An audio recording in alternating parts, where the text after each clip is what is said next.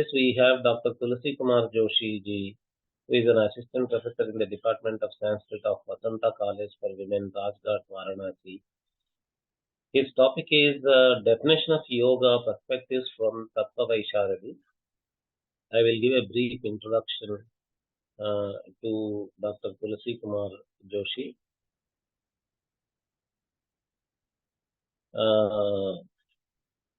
He has had the rare opportunity to study Vyakarana, Nyaya and Vedanta from eminent acharyas such as Sri Purushottam Tripathi, Professor Rajaram Shukla, Sri Manidravid Shastrigal and Sri Hari Dhaigde. He has completed PhD from Banaras Hindu University, Varanasi, guided by Professor Dhananjay Kumar Pandey, MA Sanskrit from Banaras Hindu University, Varanasi, and Acharya in Shankara Advaita in the Sampurnananda Sanskrit University. Following the completion of his PhD, Dr. Tulasi Kumar Joshi joined Rashtriya Sanskrit Sansthan as guest faculty in Advaita Vedanta at their Guruvayur campus. He has delivered lectures on Vyakarana, Nyaya and Advaita Vedanta at several Vakya Prashadas. He has been invited to several workshops, seminars and conferences and has published research papers in national and international journals. He has keen interest in yogic philosophy too. He is also an expert in the epistemological and metaphysical aspects of Indian philosophy. He devotes significant effort effort in conducting and participating in traditional discourses on the Shastras. He has also prepared students for such discourses. He has been conferred with the prestigious award of Suvarna Anguliyakam from the Mahasannidhanam at Sringeri Sharada Peetham. Over to you, Dr. Tulasi Kumar Joshi. Gurur Brahma, Gurur Vishnu, Gurur Devo, Maheshwaraha, Guru Sakshat, Param Brahma, Tasmai Shri Gurave Namaha. Sada Shiva Samarambham, Shankaracharya Madhyamam, Asmadacharya Paryantam, Vande Guru Paramparam. Shri Guru Charana Kamlebhyo Namo Namaha. First of all, I offer my pranams to Nagaraj Paturi sir and offer my vote of thanks to organizer of this symposium. Since the topic of the symposium is contribution of Acharya Shri Vachaspati Mishra to Astika Darshana, and I was told to take topic from Yoga Darshana, so I have taken the definition of yoga. So in my talk, I will be presenting the style of defining the definition of yoga. The first and foremost contribution that I have encountered till now in the writings of Vachaspati Mishra, that he has always, as a commentator of Bhashya, always explicitly explained the intention of the real purport of the Bhashya, and as Acharya Shri Ganesheshwara Bhattaji has rightly said, he has also added some independent thoughts which make the treatise or which make the Bhashya more comprehensive. So the way he adopted is a very lucid way of explaining the Bhashya. He raises a very fundamental questions and go deep into the discussion of the core concepts of schools of Indian philosophy. So regarding Yoga Darshana, the first aphorism which is there in Yoga Darshana by Maharshi Patanjali is Atha Yoganuशासनम्. While explaining the meaning of the sutra, the Bhashyakara says that Yoganuशासनम् Shastram Adhikritam Bodhitavyam. Here in this sutra, the term Atha refers to beginning. So Adhikritam means now the Yoganuशासनम् is begun. So there, this is the Pankti of Bhashya, Yoganuशासनम् Nama Shastram Adhikritam Veditavyam. So while explaining this line of Bhashyakara, Vachaspati Mishra, Acharya Vachaspati Mishra raises an important discussion. Why is it that the Sutra Kara, Maharshi Patanjali, is beginning the Shastram of Yoga? He should begin the yoga itself. Why is it he is commencing the Shastram of Yoga? Why is it that he is writing the Shastram? Yoga should be begun first, because it is the Shastra of Yoga. So why it is Yoganuशासनम् Nama Shastram Adhikritam Veditavyam? Why the Bhashyakara has said that the Shastram is going to begin? So he says that in order to explain this line of Bhashya, he says that Satyam Vyutpadyamanataya Yoga Prastutaha. Yes, it is right that yoga should be started first. Shastram is not required because the subject matter is yoga. So why is it Bhashyakara saying that the Shastram is being begun? So he says that yoga is the object of the Shastra, and Shastra is the instrument of the knowledge of yoga, and the Maharshi Patanjali is the Karta of Shastra. Karta, the propensity of Karta always happens towards the instrument of the object. So, like if someone wants to get some fruit from something, then the propensity of that person happens towards the instrument of that object. Like for an example, if someone is very hungry, then what does he do? He eats. So that action of eating is an instrument to eliminate the hunger. So the propensity of that eater happens towards the instrument. And since the Shastra is the instrument through which we gain the knowledge of yoga, that's why the propensity of the Acharya, Maharshi Patanjali, can only happen towards the instrument, that is Shastra. That's why the Shastram Adhikritam Veditavyam. That's why the Shastra is being begun. We cannot just start yoga. The Patanjali, Maharshi Patanjali, the intention of writing this text is to make the readers aware of yoga. So that can only happen by a work or by a Shastra. That's why this Shastra is being begun. And since this Shastra is being begun, the meaning which is being propounded by the Shastra is automatically begun. So yoga is also started. and the Shastra is also started. So both things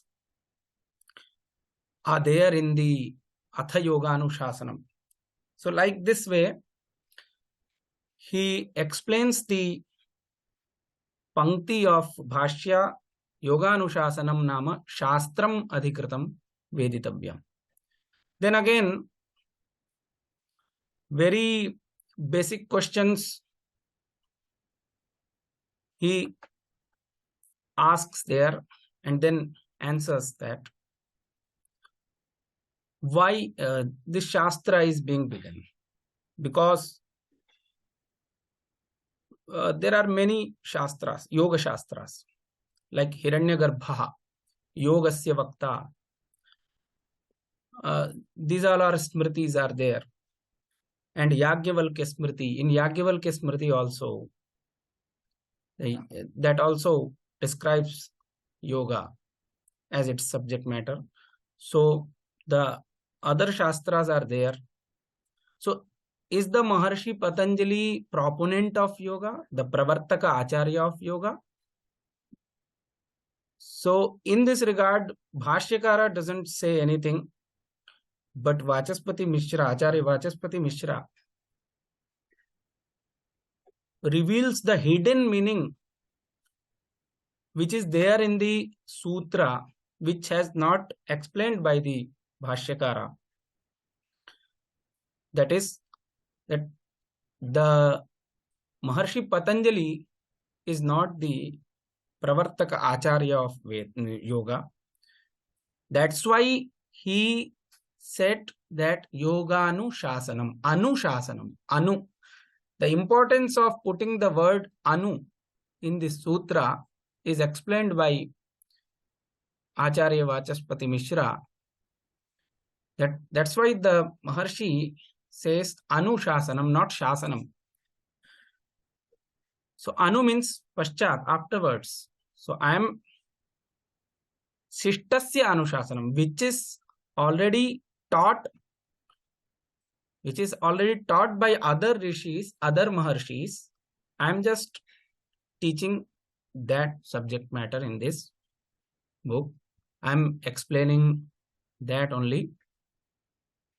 So in this way, the Acharya Vachaspati Mishra goes beyond the Bhashya also and explains the hidden meanings which are not explained in the Bhashya.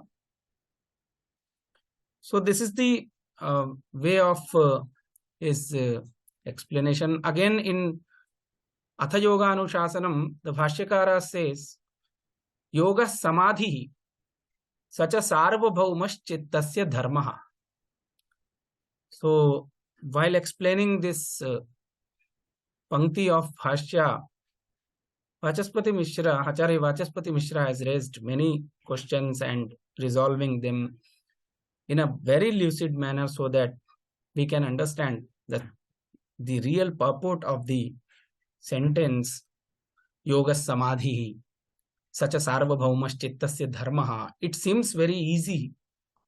It seems very comprehensive, but there are a lot of discussions under this statement. So he says that Yoga Samadhi is not Samadhi means this is the derivative meaning of the term yoga, since it has been derived from the root Yuja Samadhau, which is there in Panini Dhatu Patha.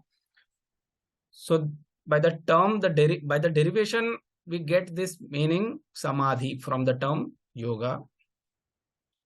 And in the second sutra, when the Sutrakara gave the definition of yoga, Yoga Chitta Vritti Nirodha, that is not the derivative meaning, but that is the significatory meaning, or Abhidha or Pravritti Nimittam. He says that Pravritti Nimittam. The Nimittam by which we pronounce a word is called Pravritti Nimittam. The Nimittam of the pronunciation of a word is called pravritti nimittam. So the yoga, the chitta vritti nirodha is the pravritti nimittam of the term yoga, and samadhi is the vyutpatti nimittam of the term yoga. Now, the Bhashyakara says that yoga samadhi such a sarvabhaumas chittasya dharma. Here also arises doubts. Such a sarvabhaumas chittasya dharma. Sa means yoga, samadhi is the property of all the states of chittam or internal organ. So Bhashyakara says that samadhi is the property of all the states of chittam. Again, he further, right after saying this, Bhashyakara explains regarding the states of chittam. There are 5 states: kshiptam, mudham, vikshiptam, ekagram, niruddham. So now here the doubts arise that in the previous statement, the Bhashyakara said that the yoga is the property of all the states, and then he is explaining the states of chittam, wherein kshiptam, mudham, vikshiptam, these 3 states are also included. But in these states of chittam, yoga samadhi doesn't happen. So how can be the yoga property of all the states of chittam? This contradiction comes while studying the Bhashya. Even though it is not actually contradiction, this is only virodha bhasa. But for a reader, this question comes in his mind that how is it possible? So the Acharya Vachaspati Mishra explains in a very lucid manner.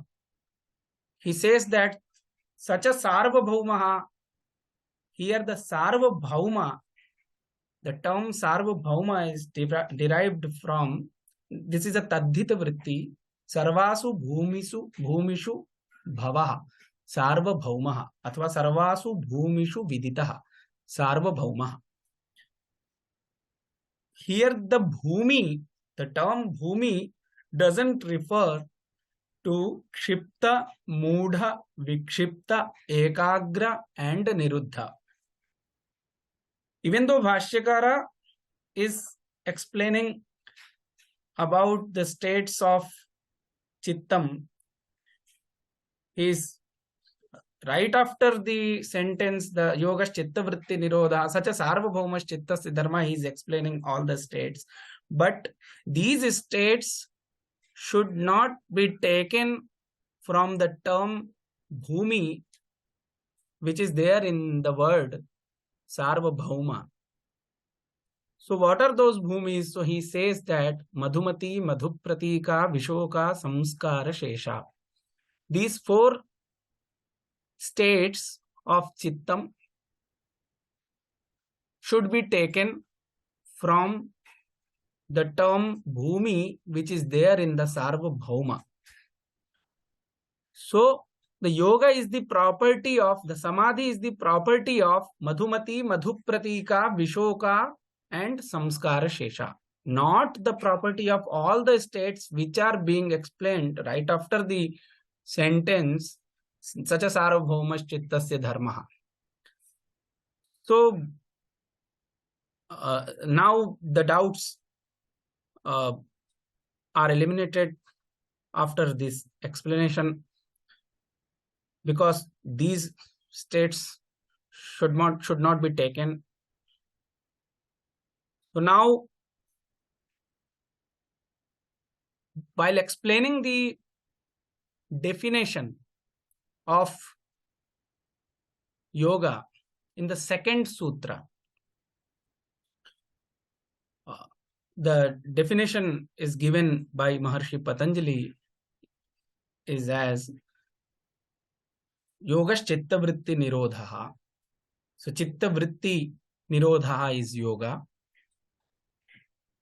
That means the restriction of all modifications of chittam. Now, as we all know that in our Indian knowledge system, in all the Shastras, there is a way for forming a definition.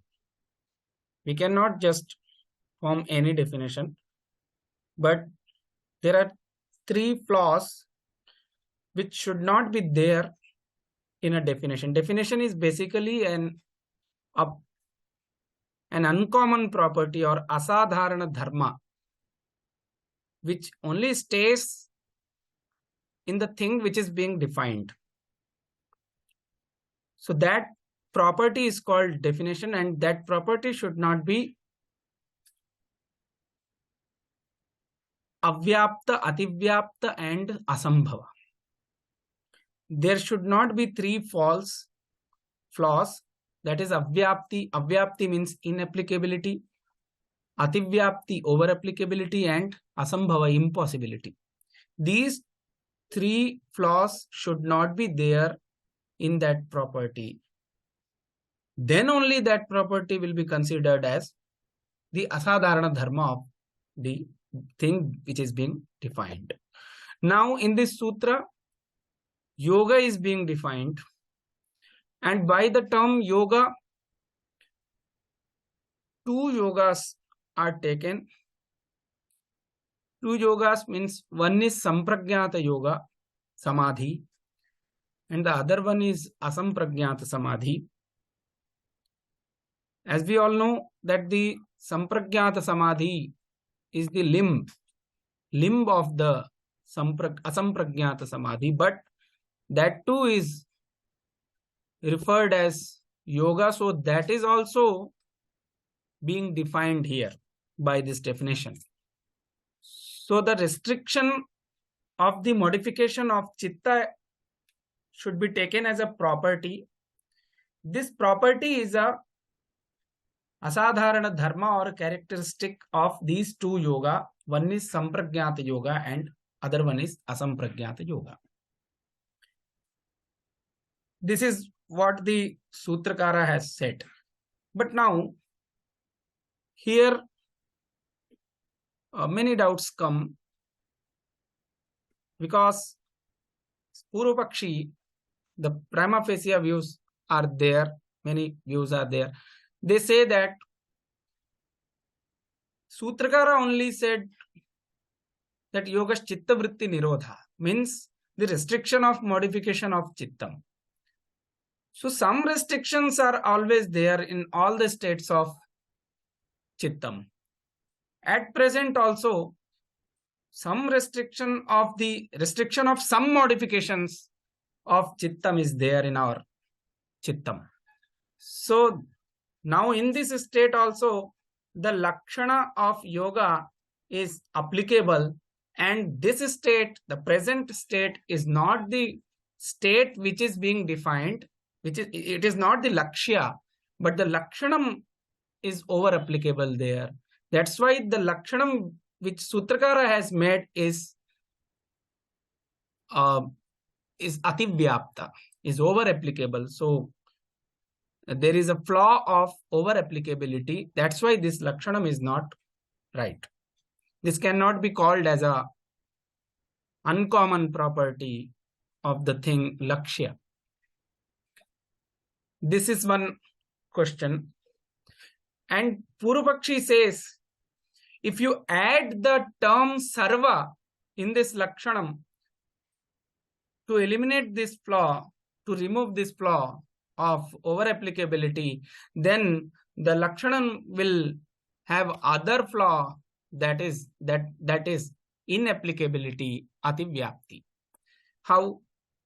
So if you add the term sarva, then the lakshanam will be yogaha sarva chitta vritti nirodha. So the restriction of all the modifications of chittam will be called yoga. But in sampragyata yoga, which you consider as a thing which is being defined, this property is not there, because in sampragyata yoga, there is one modification, that is satviki vritti of the chittam exists. There exists one modification of chittam, that is satviki vritti. So the restriction of all the modifications is not there, is not applicable in the state of sampragyata yoga, in ekagra chitta. So that's why your definition will become inapplicable in the lakshya. So in both ways you cannot refine your definition. That's why this definition is incorrect. This is the prima facie view in short regarding the definition of yoga. Then the Acharya Vachaspati Mishra starts explaining, though this explanation is not there in the Bhashya, but as he is an authoritative author, wherever he writes, he holds an authority of that shastra. So he knows the hidden meanings, which is not explicitly said in the bhashyas, in the statements of Bhashyakara, but they are somewhere hidden. So he says that the intention of the Sutrakara is as this. Yogaha chittavritti nirodhaha, he says that here Sutrakara wants to add one qualifier. What is that qualifier? So he says klesha karma vipakashaya paripantitvam. So this is now the definition of yoga will be like this. Klesha karma vipakashaya paripantitve sati chitta vritti nirodhatvam yogasya lakshanam. Now Sutrakara has not said this, uttered this qualifier in this sutra, but it is there in the sutra, which we infer after reading the other sutras and the statements of Bhashyakaras. So that's why this should be added in this definition. Klesha karma vipakashaya paripantitve sati. This visheshanam should be added in this definition. Now there is no need to put the word sarva in this definition, and also without adding the term sarva, we can remove the flaw of over applicability in the present state of the definition of the yoga. How?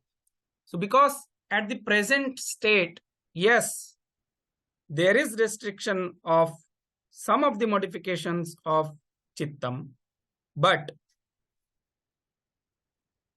the modifications which are being occurred at the present state, those modifications are not contrary to klesha karma vipakashaya. So the klesha karma vipakashaya paripanthi. Paripanthi means the contrary to klesha. Klesha, the Sutrakara has explained Avidya, Smita, Raga, Dvesha, Abhiniveshaha, Kleshaha. These 5 kleshas are there. Karma, Shukla Krishna, Ashukla Krishna. Karma is there. Then it's Vipaka Ashaya. Ashaya means Vasana. Vipaka means Phalam. So, and Ashaya means Vasana, Samskara.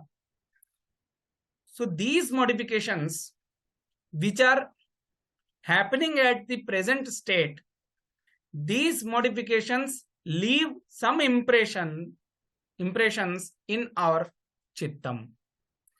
Those impressions are actually the causes of experiencing the worldly sukham and worldly dukkham. That's why these modifications are not contrary to klesha karma vipakashaya, because these produce klesha karma vipakashaya. And in the definition of yoga, the qualifier is added as klesha karma vipakashaya paripantitvam. So this property, klesha karma vipakashaya paripantitvam, is not there in the modifications which are being generated at the present state of chittam. That's why this definition is not applicable in these vrittis, in these modifications. So there is no flaw of inapplicability in this definition.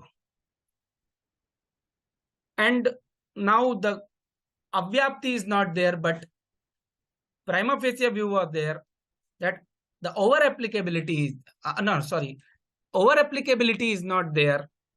The definition is not over applicable, but the prima facie view was there that inapplicability is there,